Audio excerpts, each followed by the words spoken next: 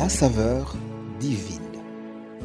Cette bonne nouvelle du royaume sera prêchée dans le monde entier pour servir de témoignage à toutes les nations. Alors viendra la fin. Préparation et présentation, Immaculée Milanesa.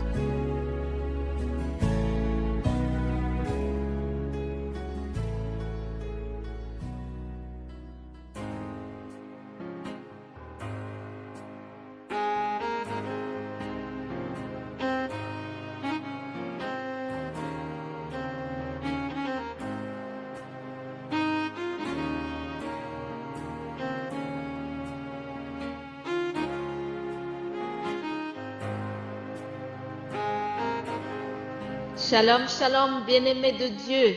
C'est une grâce et une faveur immense que Dieu me donne de pouvoir vous saluer et vous accueillir dans cette émission Saveur divine. Que le nom de Jésus soit élevé, c'est lui le centre de notre vie, le centre de cette émission, à lui seul toute la gloire. Il est l'alpha et l'oméga, c'est-à-dire le début et la fin de toutes choses. Il est tout puissant car il a le pouvoir même sur la mort.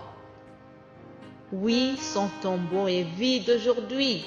Beaucoup d'hommes célèbrent de son monde et sont morts et personne n'est revenu à la vie.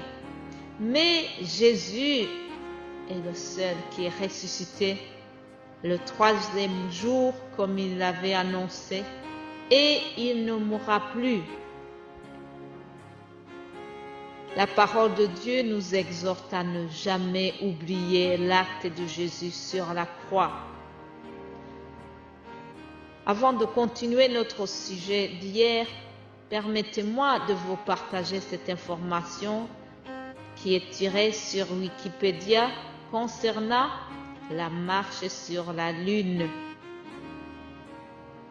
Il était écrit ceci: un petit pas pour l'homme, un bond de géant pour l'humanité. Il est lundi 27 juillet 1969 lorsque Neil Armstrong pose pour la toute première fois un pied sur la Lune. Désormais, le drapeau américain y flotte. Fin de citation.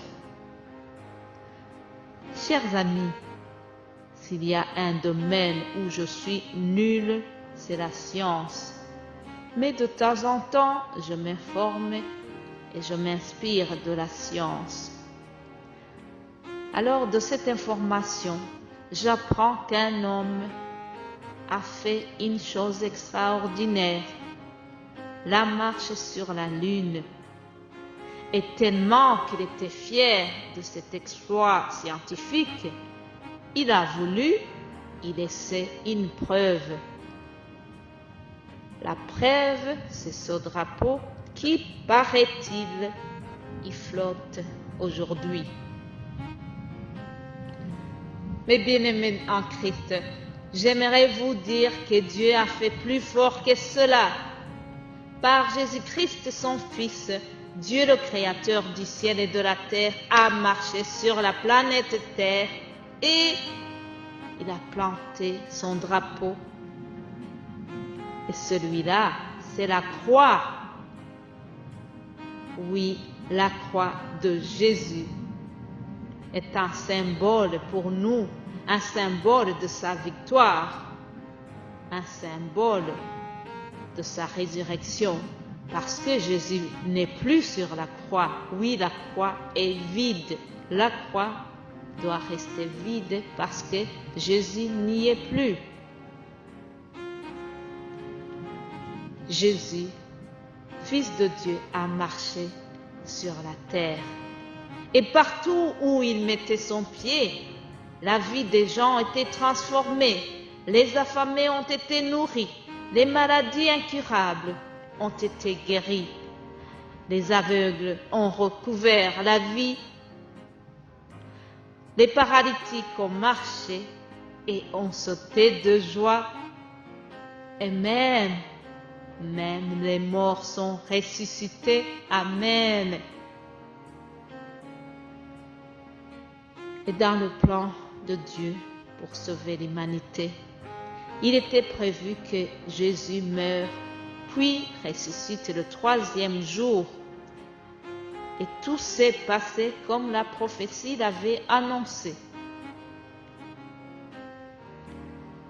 Dans le passage que je vous ai lu hier, 2 Timothée chapitre 2 verset 8, l'apôtre Paul exhorte à Timothée de se souvenir de Jésus-Christ, le Messie ressuscité de la descendance de David. Et nous aujourd'hui, à quoi ça nous sert de nous rappeler de la résurrection de Jésus-Christ? Il y a plusieurs choses et je voudrais vous en citer quelques-unes. Premièrement, Jésus est la pure vérité. Nous devons nous confier à lui. Nous devons nous fier à ce qu'il a dit. Dans l'Évangile selon Jean, chapitre 2, 19 à 21, il avait dit ceci. Détruisez ce temple et en 3 jours, je le relèverai. Et les Juifs dirent, il a fallu 46 ans pour construire ce temple, et toi, en 3 jours, tu le relèverais. Cependant, lui parlait du temple de son corps. C'est pourquoi, lorsqu'il fut ressuscité, ses disciples se souvinrent qu'il avait dit cela, et ils crurent à l'Écriture et à la parole que Jésus avait dite. Acclamons pour Jésus, chers amis. Vous savez, à plusieurs occasions, Jésus avait dit à ses disciples, il faut que le Fils de l'homme aille à Jérusalem, qu'il souffre beaucoup, qu'il soit mis à mort et qu'il ressuscite le 3e jour. Et c'est exactement ce qui s'est arrivé. Vous savez, mes amis, si Jésus n'était pas ressuscité, nous n'aurions plus confiance en lui. Nous ne serons plus ce que nous sommes aujourd'hui. Il n'y aurait pas eu de christianisme. Mais Jésus dit la vérité. Il a dit aussi que celui qui croit en lui vivra même s'il meurt. Alors que cela te fortifie, toi qui es dans le deuil aujourd'hui. Toi qui attends la promesse qu'il t'a donnée. Je voudrais terminer en t'encourageant. Je voudrais t'encourager et te dire, persévère dans la foi. Garde la foi. Continue d'espérer. Continue d'honorer le ressuscité par ta conduite. Et lui aussi, il va honorer sa promesse pour toi. Vous êtes bénis au nom de Jésus-Christ, le ressuscité. Souvenez-vous de lui. Et nous allons continuer notre méditation demain par la grâce de Dieu. Amen.